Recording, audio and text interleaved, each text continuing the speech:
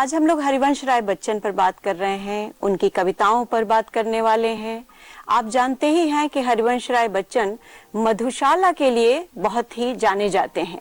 उनकी मधुशाला पाठ तो लोग रात रात भर जग जग करके सुनते थे। बहुत सी रचनाएं उनकी काफी इस मायने में प्रसिद्ध हुई हैं, आप जानते हैं, उससे परिचित हैं। लेकिन आज हम लोग केवल उस पर बात नहीं करने वाले हैं, बल्कि कुछ ऐसी कविताएं जो पाठ्यक्रम में भी पढ़ाई जाती रही हैं, उन पर भी हम चर्चा करेंगे। जैसे आत्म परिचय जैसी कविता पर हम बात करेंगे। लेकिन इसके पहले हम हरिवंश राय बच्चन की कुछ रचनाओं के बारे में आपको मैं बता दूं। हरिवंश राय बच्चन जी का जन्म 1907 में हुआ था और 2003 में इनकी मृत्यु हुई थी। और ये अंग्रेजी के प्राध्यापक रहे हैं, अंग्रेजी पढ़ाया है इन्होंने इलाहाबाद विश्वविद्यालय में। 1942 से 1952 तक लगभग इन्होंने पढ़ाया। इन्होंने विदेश मंत्रालय में हिंदी सलाहकार के रूप में भी काम किया है। बहुत से अनुवाद भी किए हैं, क्योंकि बहुत से मशहूर रचनाओं के अनुवाद भी इन्होंने किए हैं। तो इनकी बहुत सी रचनाएं जो मशहूर हुई हैं, पहले मैं उनका नाम बता दूं आपको। जैसे निशा निमंत्रण, मिलन यामिनी, मधुबाला, मधुकलश, एकांत संगीत, प्रणय पत्रिका, आरती और अंगारे, बुद्ध और नाच घर, बंगाल का अकाल, विकल विश्व, सतरंगिणी, धार के इधर उधर, कटती प्रतिमाओं की आवाज, ये उनकी मशहूर रचनाएं हैं। इसके अलावा आप जानते होंगे, चूंकि आज हम लोग उनके आत्म परिचय पर बात करने जा रहे हैं, तो और भी ज्यादा महत्वपूर्ण हो जाता है यह जानना कि उन्होंने खुद आत्मकथाएं लिखी हैं। 4 खंडों में उनकी आत्मकथाएं मशहूर हुई हैं, जैसे क्या भूलूं क्या याद करूं, नीड़ का निर्माण, फिर बसेरे से दूर, 10 द्वार से सोपान तक उनकी मशहूर रचना है। तो इस तरह की रचनाएं जो कि खासतौर से आत्मकथात्मक है, आत्मकथा के रूप में लिखी गई हैं। तो इसके अतिरिक्त हैमलेट, जनगीता, मैकबेथ के अनुवाद किए हैं उन्होंने। प्रवासी की डायरी नाम से एक डायरी भी लिखी है। तो बहुत तरह के रचनाएं, बहुत तरह की, केवल एक तरफ नहीं, केवल कविता नहीं लिखी इन्होंने, गद्य भी बहुत ही मशहूर इनके हुए हैं जो कि लिखे हैं इन्होंने। तो आप जिस हरिवंश राय बच्चन से थोड़ा बहुत परिचित हैं, तो हमारी कोशिश होगी कि उनसे थोड़ा और परिचित हो जाएं। अब एक बात और भी जान लेने की है कि हरिवंश राय बच्चन किस समय में लिख रहे थे। आपको पता होगा कि छायावाद जो कि 1936 का समय माना जाता है, उस छायावाद का जैसे एक अंत जहां हो रहा था, आप कह सकते हैं कि जहां खत्म हो रहा था, उस दौरान वो लिख रहे थे, जहां उसमें भी छायावाद की बहुत ही महत्वपूर्ण रचनाएं आई हैं। तो एक तरह से ये अंतिम कड़ी के रूप में देख सकते हैं आप इनको।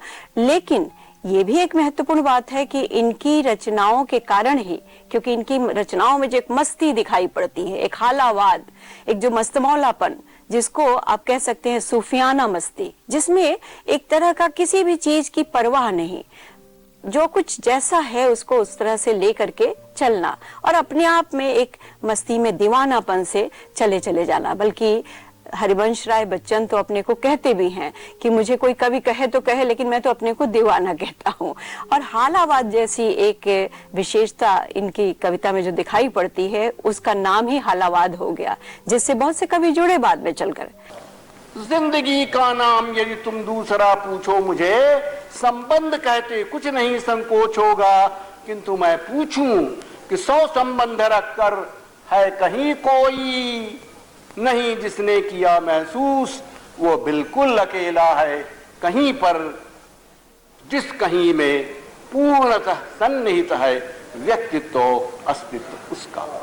रामेश्वर शुक्लांचल, भगवती चरण वर्मा या नरेंद्र शर्मा, ये जैसे कवि हैं जिनको हालावाद के नाम से जोड़ा जाता है, क्योंकि इन्होंने प्रेम संगीत पर बहुत काम किया है। इन्होंने प्रेम साहित्य पर, और वही मस्तमौलापन, वही मादकता उनकी कविताओं में दिखाई पड़ती है, इसलिए इनको हालावाद से भी जोड़ा जाता है। एक और बात महत्वपूर्ण है कि इनके यहाँ आप पाएंगे कि 2 विश्व युद्ध जो हमारे थे, 1914 से 1919 का जो पहला विश्व युद्ध था, और दूसरा विश्व युद्ध 1939 से 1945 तक का समय माना जाता है। ये वो समय है जिस समय में उन्होंने काफी रचनाएं लिखी हैं। तो इस समय की एक उपज थी अपनी। आप जानते होंगे कि जब भी कोई युद्ध होता है, जब भी कोई ऐसा समय आता है हमारे आसपास, हमारे समाज में, तो या ऐतिहासिक समय में जब हम जी रहे होते हैं, तो वो ऐतिहासिक समय कहीं न कहीं किसी न किसी रूप में हमारे जीवन में एक छाप छोड़ जाता है।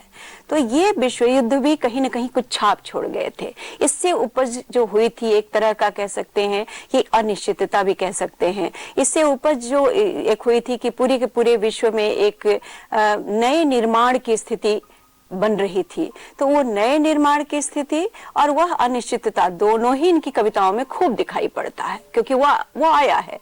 आप अगर देखें इसको तो आप चाहें तो हमारे भारत के में जो स्वतंत्रता है 1947 में हमें स्वतंत्रता मिली, आप उसमें भी देख सकते हैं, क्योंकि वहां उसके बाद की जो रचनाएं हमारे यहाँ लिखी गई वहां भी ये बात दिखाई पड़ेगी, क्योंकि ये स्थितियां कहीं ना कहीं कवि को प्रभावित करती हैं।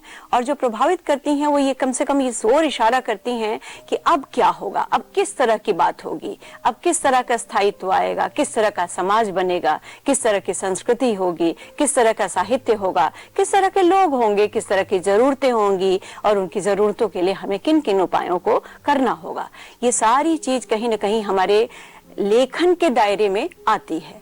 बल्कि लेखक, बल्कि कह सकते हैं आप कवि के लिए कच्चा माल का काम करती हैं।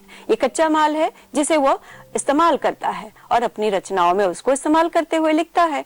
तो ये कोशिशें हर कवि ने की हैं। अब जब मैंने हालावाद कहा है तो यह जान लेना भी जरूरी है कि छायावाद से हालावाद कैसे फर्क है भाई। क्या छायावाद में और इसमें कोई एक ही बात दिखाई पड़ती है? आपने छायावाद इतिहास, हिंदी साहित्य का इतिहास में नाम सुना होगा, आपको जानना चाहिए। मैंने बताया भी था कि 1918 से 1936 का समय इसको मूल रूप से माना जाता है, लेकिन ऐसा कुछ नहीं है कि 1936 की कोई बाद की कोई भी रचना को हम छायावाद में नहीं शामिल कर सकते, ऐसा बिल्कुल भी नहीं है। क्योंकि बहुत सी ऐसी रचनाएं जो महत्वपूर्ण रचनाएं हैं, जैसे कामायनी हो गई, ये ऐसी रचनाएं 1936 में ही आई थी। तो ये रचनाएं जिनमें छायावाद आया, अब छायावाद के 4 महत्वपूर्ण कवि माने जाते हैं, हम सब जानते हैं। आप उनमें नाम ले लें तो सूर्यकांत त्रिपाठी निराला हो गए, और सुमित्रा नंदन पंत हो गए, और जयशंकर प्रसाद हो गए, और महादेवी वर्मा। ये 4 कवि तो बहुत ही मशहूर माने जाते हैं। तो अगर मैं ये कहूँ, जो कवि हैं इन्होंने क्या कोशिशें की, जैसे अगर मैं निराला को ही ले लूं, सूर्यकांत त्रिपाठी निराला को ही ले लूं, तो सूर्यकांत त्रिपाठी निराला ने क्या छायावाद के उस युग में ऐसा कुछ क्या किया जिसको मैं एक शब्द वाक्य में, 2 वाक्य में कहना चाहूं। तो पहली बात तो ये कि निराला की एक पहली पंक्ति, एक मैं आपको ध्यान दिला दूं कि निराला की जो पहचान बताता है कि मैं शैली अपनाई। ये एक व्यक्तिवाद की ओर आ रहा है कवि। एक तरफ तो प्रकृति है, और प्रकृति और मैं और संसार की बहुत सी चीजें जो अभी बन रही थी, तो ये बात कहीं दिखाई पड़ती है। और यही चीज एक और पंक्ति के द्वारा मैं कहना चाहूंगी, नूपुर के सुर मंद रहे जब न चरण स्वच्छंद रहे, यानी मुक्ति का आह्वान कर रहे थे। तो मुक्ति के आह्वान जैसी बात निराला की यहाँ कहीं दिखाई पड़ती है। बिल्कुल अगर इसी तरह से थोड़ा सा हटके आऊं, अभी इन पर मैं अलग से बाद में हम चर्चा करेंगे, लेकिन जयशंकर प्रसाद पर मैं थोड़ा सा आ जाऊं। हम लोग अभी बात कर रहे थे जयशंकर प्रसाद जी की कि उनकी क्या विशेषता है, कौन सी पहचान है। जैसे कामायनी का जिक्र मैं कर रही थी, उनकी महाकाव्य है जो बहुत ही प्रसिद्ध हुआ है, और आधुनिक महाकाव्यों में एक नाम, बहुत ही सबसे महत्वपूर्ण नाम अगर मैं लेना चाहूं तो कामायनी है। तो कामायनी की शुरुआत की पंक्तियों से जयशंकर प्रसाद जी को समझा जा सकता है, जो वो कहते हैं कि हिमगिरी के उत्तुंग शिखर पर बैठ शिला की शीतल छाह, एक पुरुष भीगे नैनों से देख रहा था प्रलय प्रवाह।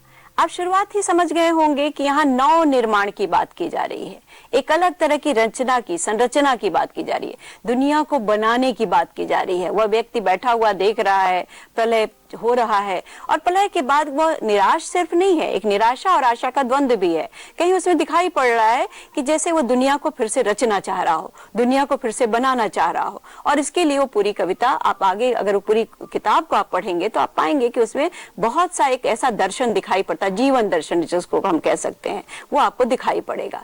तो इसी तरह से अगर मैं सुमित्रा नंदन पंत का जिक्र करूं, तो सुमित्रा नंदन पंत की एक खास विशेषता है। सुमित्रा नंदन पंत की जो सबसे मशहूर रचना जिसको मैं कहूँ पल्लव है। पल्लव की भूमिका जो है साथ मित्रों आपको पढ़ना चाहिए, जरूर पढ़ना चाहिए, क्योंकि पल्लव की जो भूमिका है ना पल्लव किताब की, उसमें पूरे तौर से भाषा को समझने की बिंदु मिल जाते हैं, भाषा को समझने का एक कह सकते हैं गुण मिल जाता है। तो उसमें चित्र भाषा, चित्रात्मक भाषा एक कह सकते हैं, जिसको रामचंद्र शुक्ल जी ने भी कहा है कि सुमित्रानंद पंत की भाषा चित्र भाषा है। और यही चित्र भाषा छायावाद की एक विशेषता बन गई, क्योंकि छायावाद की एक महत्वपूर्ण विशेषता है चित्रात्मकता, जो इसको हम लोग बिंबों में देखते हैं, इमेजेस में देखते हैं। तो चित्रात्मकता एक उसकी विशेषता बन गई। यह उनकी विशेषता है जो छायावाद की दिखाई पड़ती है। और इसी तरह महादेवी वर्मा की कविताओं पर भी बात कर रहे थे और उससे उनको जानने की कोशिश कर रहे थे। और हमने ये बात की थी कि मैं नीर भरी दुख की बदली जैसी कविता से उनको हम लोग ज्यादा जानते हैं। जब भी बच्चों की दुनिया में जाएंगे तो यही लगेगा कि बस यही तो है महादेवी वर्मा, लेकिन ऐसा बिल्कुल भी नहीं है। महादेवी वर्मा की और बहुत सी कविताएं हैं जो बहुत मशहूर हैं और जिनसे उनको जाना जाना चाहिए, जैसे दुख प्रति उन्माद निर्मण यह अमरता नापते पद। इस तरह के जो पंक्तियां हैं बड़ी मशहूर हैं और ये एक नई दुनिया की ओर ले जा रही हैं, दुनिया के नवनिर्माण की ओर ले जा रही हैं। और जो उन्होंने अपनी गद्य रचनाओं में किया, जैसे गिल्लू, जैसे पहाड़ी कुली, भक्तिन या और बहुत सी ऐसी रचनाएं जो गद्य की उनकी हैं, रेखा चित्र हैं, उन रचनाओं में जो बात की वह भी एक तरह का नवनिर्माण ही था, समाज का नवनिर्माण। तो जिस नवनिर्माण की बात उन्होंने की यह भी एक विशेषता छायावाद की थी। तो इन चारों कवियों की जो अलग अलग विशेषताओं पर छोटा सा संक्षेप में मैंने बात की, आप जान पाएंगे कि इससे कुछ अलग है हालावाद, जिसकी बात मैं जिक्र कर रही थी कि हरिवंश राय बच्चन जी हालावाद से बल्कि प्रवर्तक माने जाते हैं हालावाद के। तो हरिवंश राय बच्चन जी की जो हालावादी दृष्टिकोण जिस लोगों ने देखा और जाना, तो हरिवंश राय बच्चन जी की वो विशेषता है क्या, हालावाद क्या है, जिसको मैंने एक बात आपसे बात की थी कि सूफियाना मस्ती। आप चाहें तो कह सकते हैं मध्ययुगीन एक बड़े मशहूर कवि हुए हैं जिनका नाम है उमर खयाम। तो उमर खयाम की मस्ती, उमर खयाम का वह सूफियाना मस्ती इनके यहाँ दिखाई पड़ती है।